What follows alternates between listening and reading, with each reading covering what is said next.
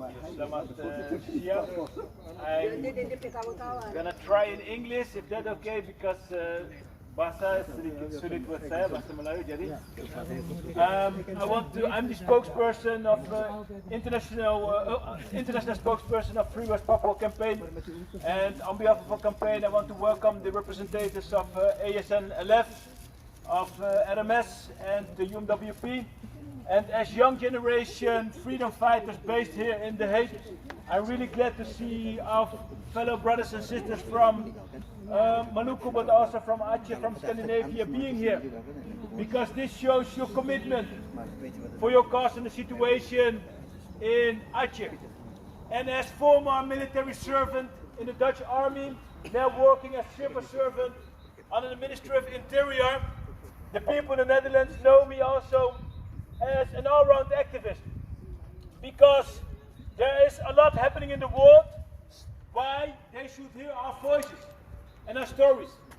Because everybody of you in the Netherlands and in the global north, in Europe and America, knows what is happening in Ukraine right now. That Russia is invading Ukraine. But this is not different than Indonesia is invading Aceh, Maluku, and West Papua. So yes, we are in solidarity with the people in Ukraine and against the Russian aggression. But who cares about our voices, our people, our land? We are the media for our people. We are the politicians for our people. Because when King Willem-Alexander, King of the Netherlands, visited Indonesia, I think last year or the year before, the Indonesian government rolled out the red carpet and the king came in just for making trade once again, apologizing for what is happening in Indonesia during the Dutch colonialism, but not mentioning what is happening today in Aceh, Maluku, and West Papua. It's a double standard. It's about money once again. But this is our answer.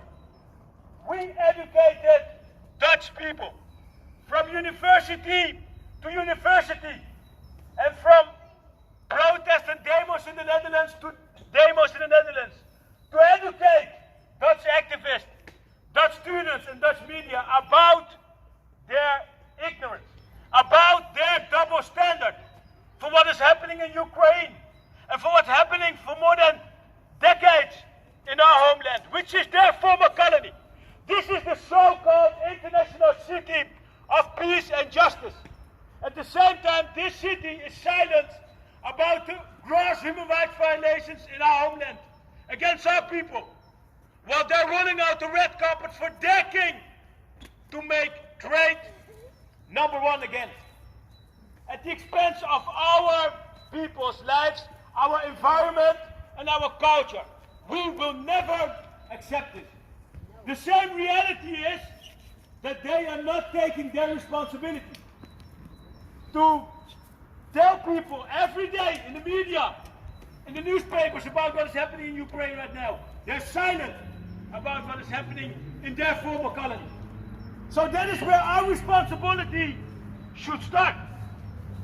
We must understand that we have to use the freedom here and all the instruments we can get to educate their people and to educate them, show the double standards in the media, educational system, in the parliaments, because that is what they are afraid of.